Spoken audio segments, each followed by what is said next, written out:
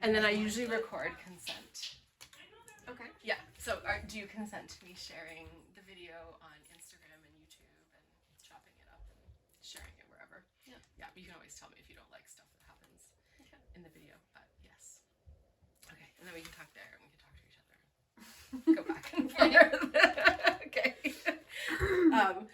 So those of you who are just watching this will know that I'm Casey Berard, and I created a course called Acupressure for Labor, and I'm interviewing people in the birthing industry because I think we don't know enough and that we don't ask questions and dive deep, and so that's what I'm trying to do. And I'm fortunate to have my friend Melissa, who is also a midwife, come and talk to me. Yay, welcome. Do you want to just give them like maybe your name, where you work? Sure, yeah. My name's Melissa Nowell. I've been a registered midwife for 10 years this year, mostly in Orangeville for the majority of that time. And I was a doula before I was a midwife. So as I say, I've been going to birth since my first was born 18 years ago. Yeah, so I always like to say, you know, the first birth I went to was almost 19 years ago when my first was born, but the next one after that was like 12 to 15 months later. So I've been going to births for most of my adult life. Yeah, it's so good. And we've been talking about birth since I've known you. Met, yeah. Yeah. This was before we met. I was going to say that's a bit of a funny story because my ex-wife met you and then I actually found your blog. That's right. And inadvertently reached out to you as a doula and then found out that we knew each other through other ways. Social contacts. The small world of Guelph. Small world of Guelph, yes. And we were mamas going to kindergarten with our kids together. Yeah, my kids are pretty much the same age. Yeah, pretty much the same age. So I feel very lucky to have you here. And so I'm just going to go through the questions. I don't have them memorized, so I'm using my cheat sheet. Fair. What got you into pregnancy support?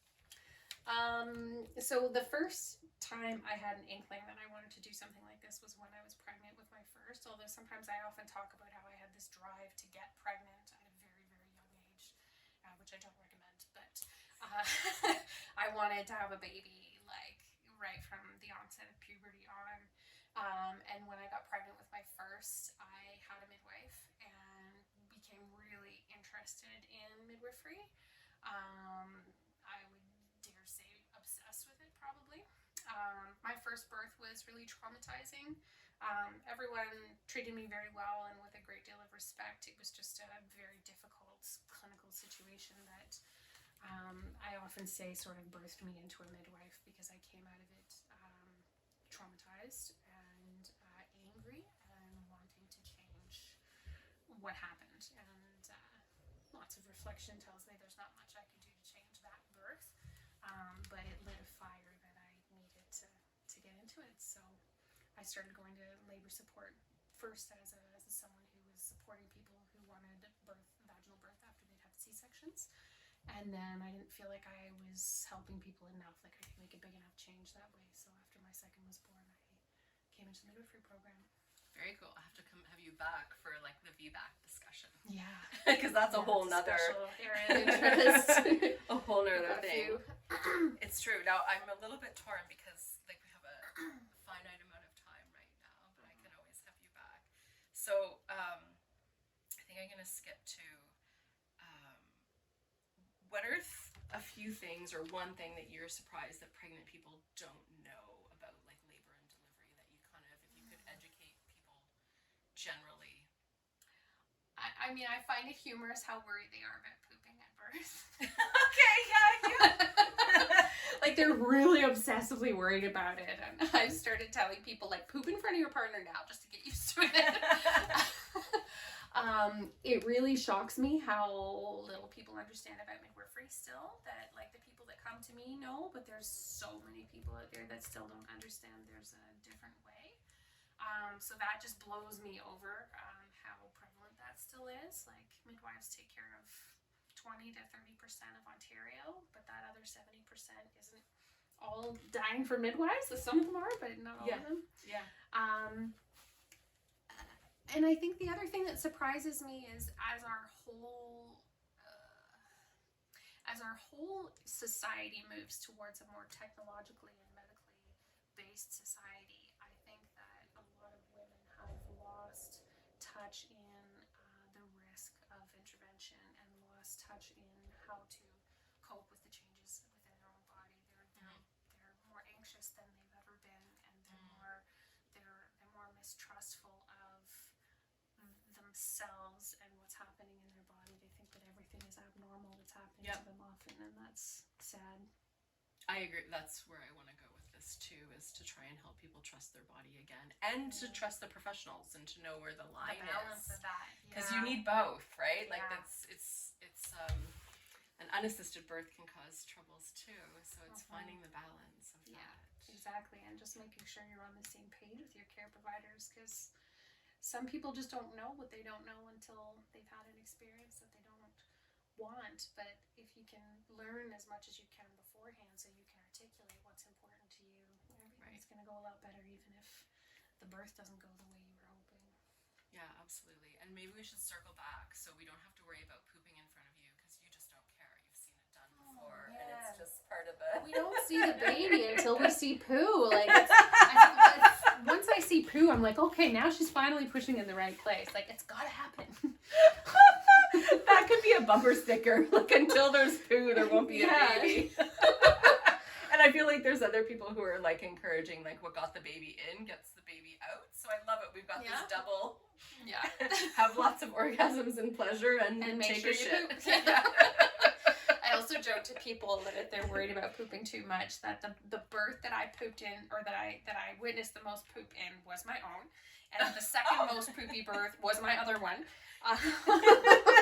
So there's nothing that's gonna shock me as far as that Nothing goes. shocks midwives. Oh No. no, not after this many. I'm pushing No. 800 births now. So Wow. yeah.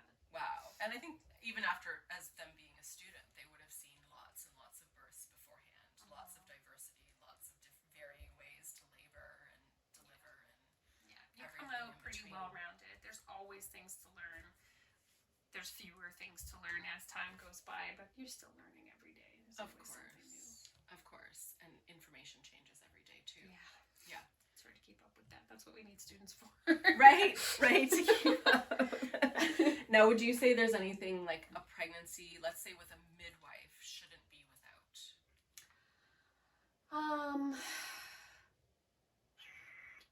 Or a delivery or labor? Like, would there be things that people could, that would make your life easier, that would make their life easier? Prenatal education.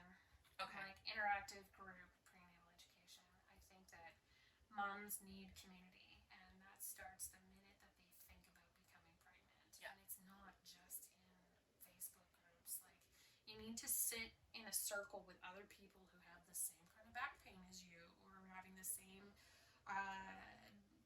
sexual challenges postpartum as you, or whatever it might be, like the breastfeeding issues, or whatever those situations might be. Like, you need community, and that's not just midwifery clients, that's everybody. Yeah. I think that's psychosocially, it's so imperative, and the mothers that I see thriving, who often end up being the ones who have big families, are the ones who are deeply connected to some type of a community, whether it's a church community or a mom's community, or hippie communities or gardening communities, or whatever they might be. Like, Absolutely. your people, lots of your people, or at least a small group of ones you're intimate with that you can lean on. And chat about the hard things, or like the phases that you go through, like just when you think you understand your baby, they change. And it's or your shocking pregnancy. how many crazy things are normal, right? Like, Yep. how many times people come in with a list of pains, and I'm like, every single one of those pains in pregnancy are normal. How many times in life is pain normalized like that?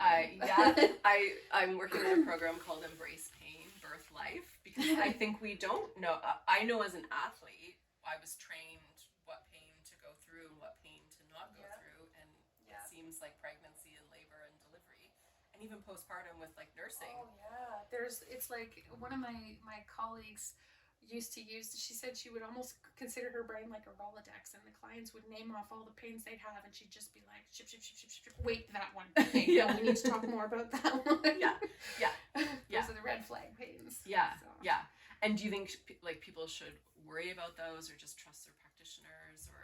I think anything you've got questions about, you can always bring to to your people, and that's part of where community is that if you talk about year-round ligament pain, if you don't know what it is, to a room full of moms, every single one of them is going to put their hand up and tell you, oh yeah, of course, this is how it is, this helped me, those sorts of things. Absolutely. And instead people are Googling it, and the minute you Google it, you'll get round ligament pain, and then you'll get like appendicitis and ectopic rupture and all kinds of millions of other things that it's not.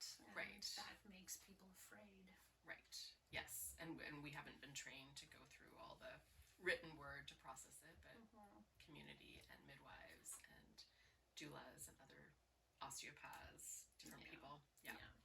Aside from that, I think being active regularly and often and nourishing your body is the most important thing that anybody can do. And you can say that conceptually, but the real life layout of it, I see it all the time. The people who exercise regularly, who focus on their micronutrient sources and their proteins, whether or not they're starting tiny or heavy or somewhere in between, like they thrive more. Their babies are better positioned at birth because they've been upright and supporting their wellness.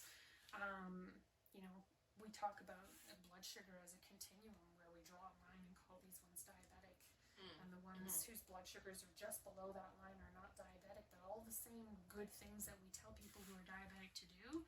Yeah, those people eat well, exercise, get good sleep. Everybody have needs support. to be doing it. Yeah, and the more of it you do, while also listening to your body and not pushing beyond limits. Right. The better you fare. Right.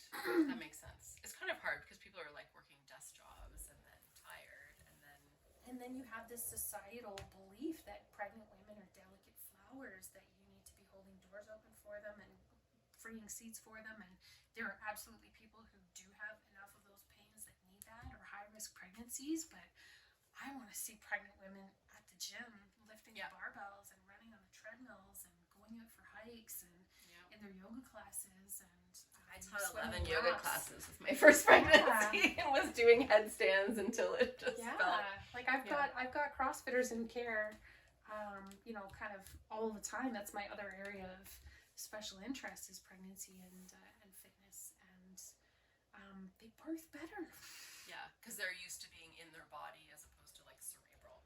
Yeah, their bodies are also used to the massively physically demanding task, and they'll all say labor is nothing like a workout. It's way bigger than a workout. Of course. But there are some comparisons. And there are breaks in labor. Ideally, you know. It's the beauty of labor is that you get a moment to breathe. Intense and pauses and intense and pauses. Yeah. Okay. Let's see. Pain management, seeing as we're going there, I feel like you've already talked about sort of the physicality of it in terms of like eating well, exercising, moving your body, getting some stamina development going on. Any other suggestions that you've seen work in pain management? As far as it goes for birth, I try to get a lot of people used to the idea of endorphins and how to release them and how to maximize the use of them. So endorphins are something that most people associate with things like exercise or intense experiences, tattoos, like those sorts of times when you get the runner's high, as many people call it. You can use that to your advantage in labor, but there are a lot of experiences that can stop endorphin release and cause a person to go from calm and relaxed and barely even looking like she's in labor to panicking and screeching and batting hands away at people. Are those preventable? I think there's like a... I don't think all of them are preventable, but I think many of them are. Like, I want people to set the tone of teaching themselves how to respond to those types of intense experiences with a relaxation before they even go into labor. I want their early labor, I want them to set the tone with a relaxed mood instead of this anxious excitement that often comes with the first contraction or when the water breaks. People get so excited, but excitement and fear feel the same in the body. Oh, they're the same neurotransmitter. Exactly. Yeah, it's just our and thoughts. And it blocks both oxytocin and endorphin release. So not only can it slow your labor down, but it can also make it more painful. And staying until, I remember going, when I was a doula, I went to one, and the person was an engineer engineer, and she was monitoring her own contractions. Yeah, and I walked in at like those. 11 o'clock at night. I was like, oh, this is gonna be a lot Yeah. until I can get her out of her head. Like Those this is apps. gonna be. Yeah, I have them do it like right up until transition sometimes, and I'm like, don't worry, but that's my job now. Like, Yeah. you just. Yeah, I think that's one thing that I didn't know when I was younger in my first birth is like really making peace with trusting the professionals that I had and then surrendering to my body and my mind and my spirit doing the laboring and, you know, finding the balance of those. Yeah. There are so many different ways that a person can labor now. And sometimes it is loud and screechy, especially in labors that are really fast, for example. Right. Like, it's hard not to get elevated when you're going from 0 to 100. Yeah, we were talking about endorphins. I forget where I was. I love endorphins. We were talking about pain management and like Yeah. people being prepared for that. And I was very excited because I'm like, that is exactly where I want to go with people, is that they don't know how to be in their bodies. Well, and pregnancy and birth specifically is a unique experience in that pain is expected and welcomed and supposed to happen, right? Like, there's not many other times in life where you're supposed to be in pain. Right. Where people reach 39 weeks and they're doing everything they possibly can to get themselves in pain.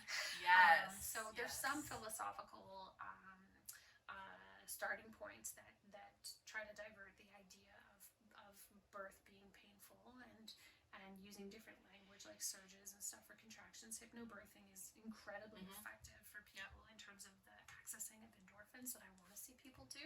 I did that for both my births. It Yeah. was incredible. And I was strapped down for the second one, so it was great to have a place to go in your mind where you were.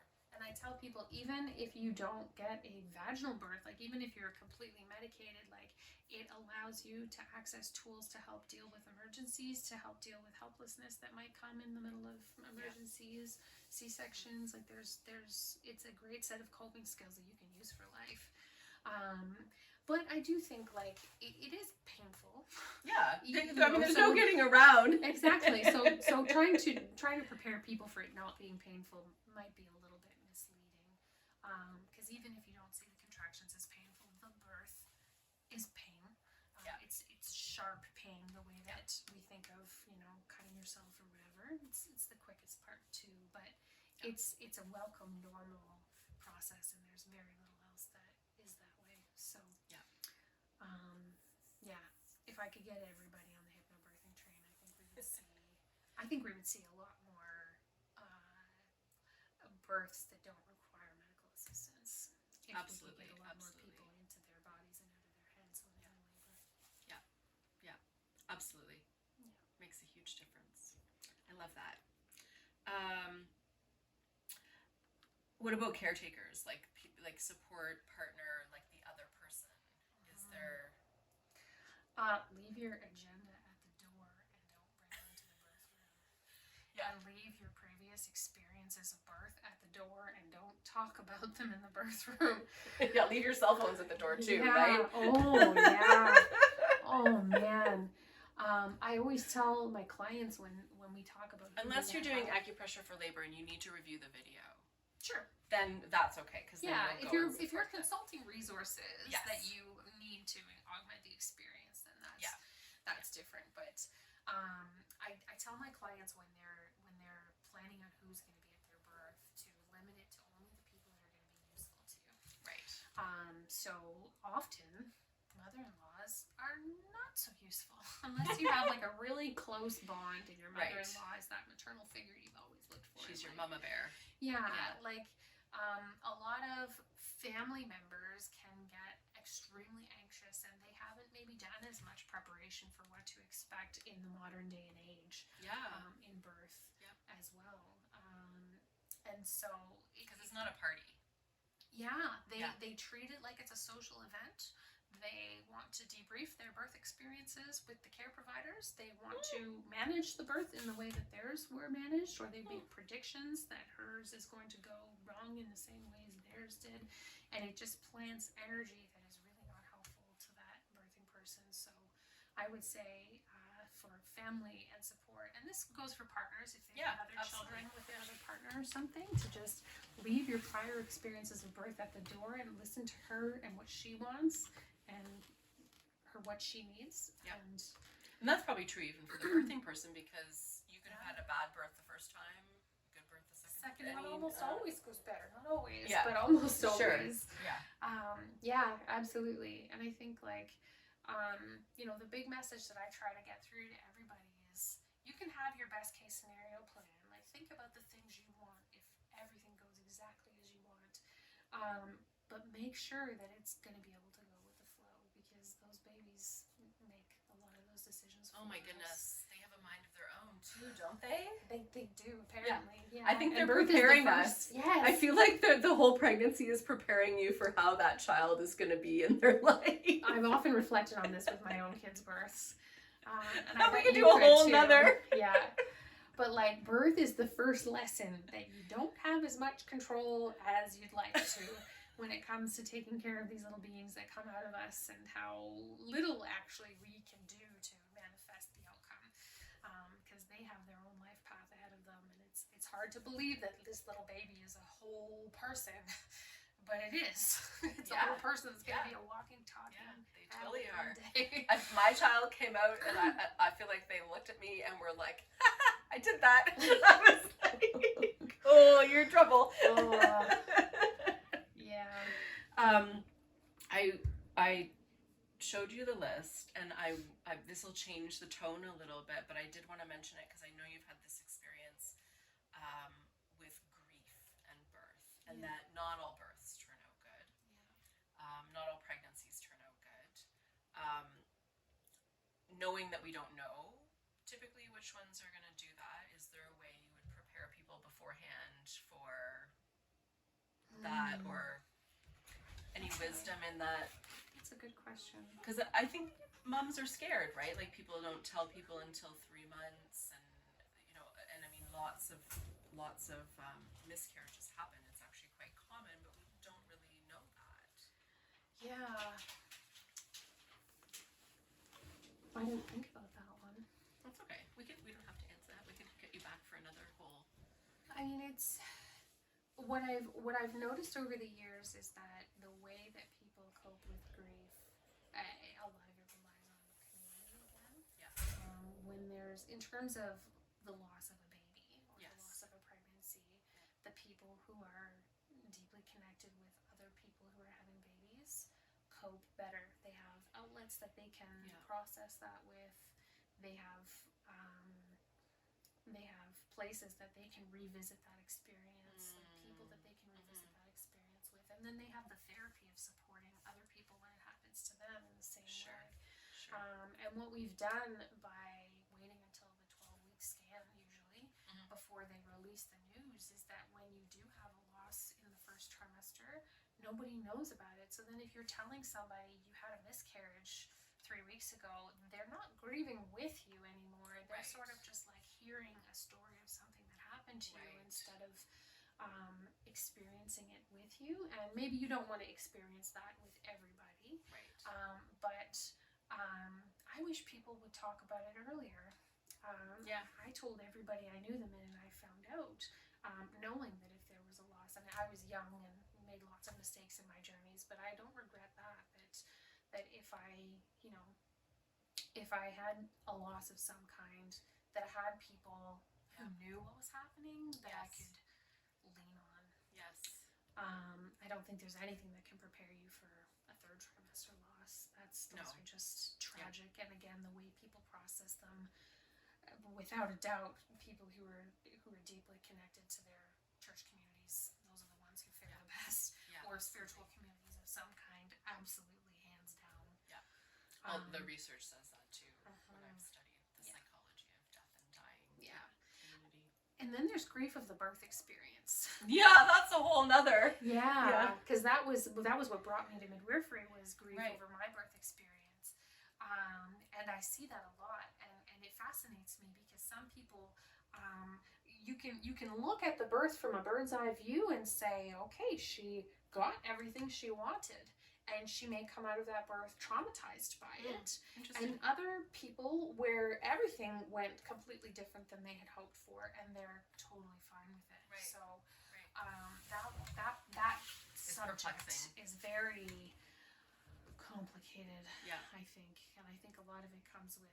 I mean, it's wrote in with our experiences of trauma up to date. It's heavily dependent on how people are treated in labor and whether they're treated with respect. Because you can have all the bad things go down in a birth experience, but if the people in the room have kept you informed Yes. and kept you as the primary decision maker in that experience, you're a lot less likely to come out of it with real trauma than capital T trauma than if you felt like you were out of control and there was nobody in your court. Absolutely.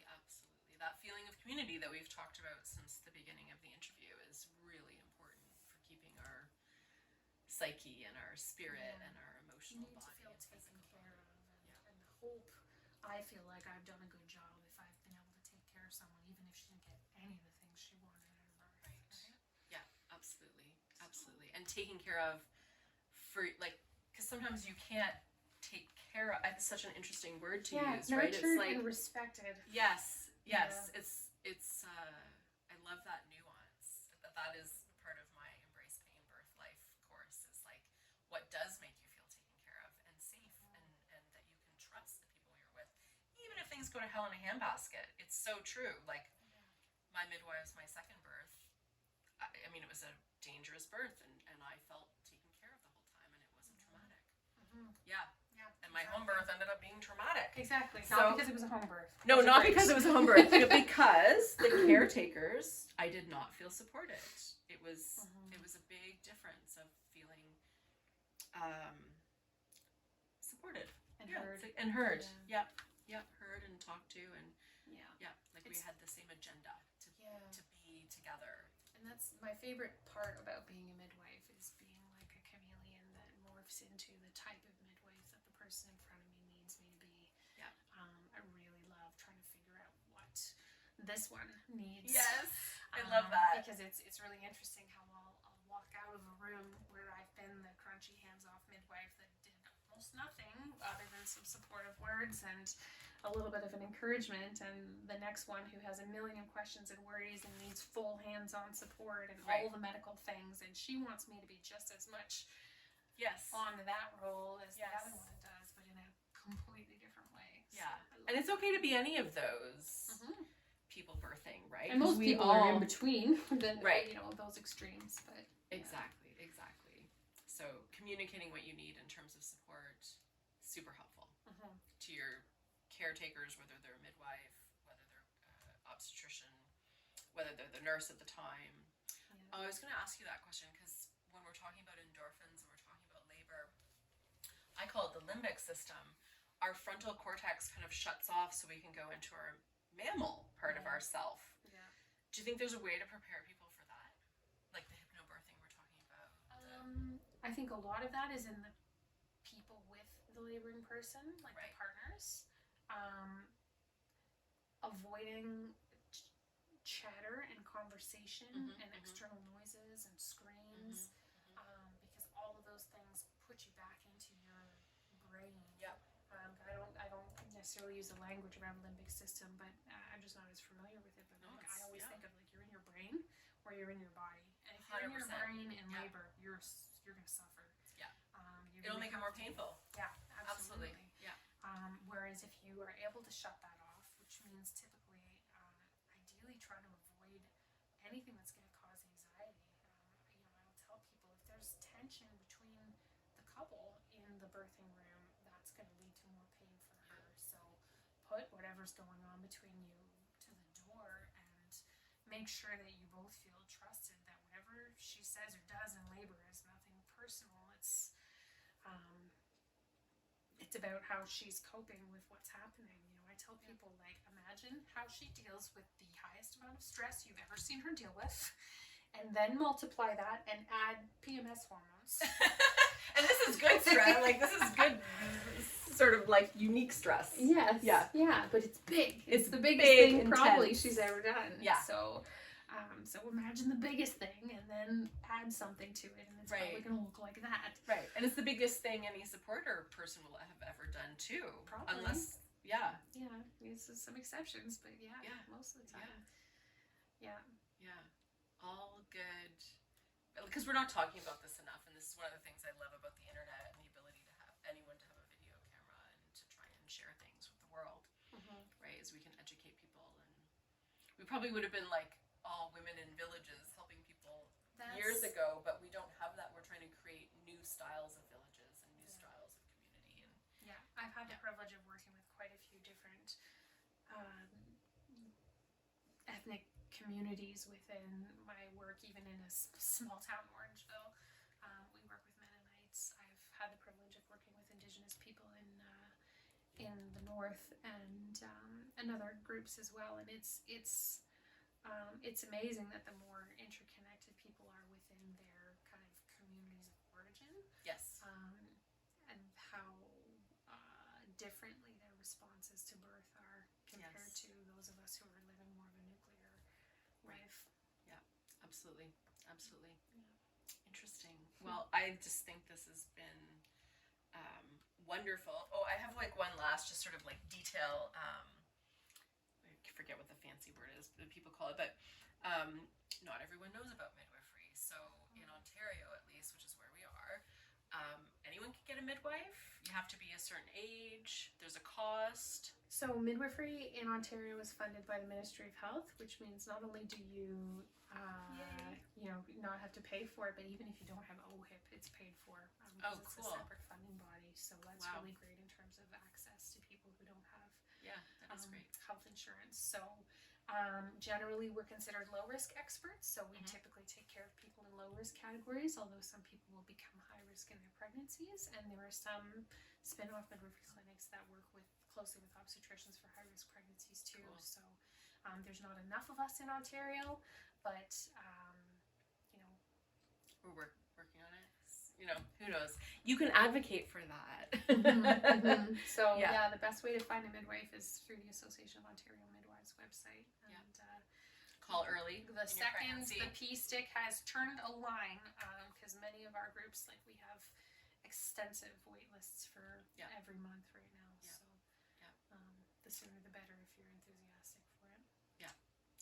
And be enthusiastic. It's good. It is good people. This is like it's a community different than longer appointments. Yeah, we give people the same access to all the medical testing and interventions that they would get if they were cared for by a doctor, with the added element of developing a relationship with the person who's going to be there at your bedside when you have the baby, with the added element of teaching and education is we do a lot of that, especially the first time someone's in care, whether it's their first baby or their third, but they've never had a midwife. I've had a lot of third-time moms say, I feel like a first-time mom, like I had no idea what that vitamin K shot was. It's true. Even my sister and I had babies years apart, and midwifery, I felt like things were changing and stuff. So but that's fine. That's good in a better way. So contact the Ontario Association of Ontario Midwives. Yeah. Oh, I said it wrong. Association of Ontario Midwives. Actually, it's yes. Okay, just Google Midwives Ontario, and you can type in. I've been on. You can type in your city that you're in, and you can find someone. Usually, there's like a small number of midwives that service a very specific area. So I service on Orangeville and the surrounding communities. But if someone who was interested in a midwife from Scarborough, I wouldn't be able to take care of them because we have defined boundaries. That's good.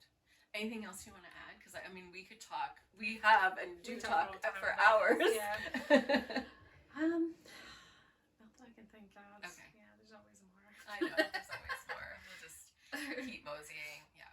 Thank you so much for coming, Melissa. I'm really happy that we made this work. We had technical difficulties and all sorts of fun, but we did get the questions asked, and hopefully people know more. Yeah.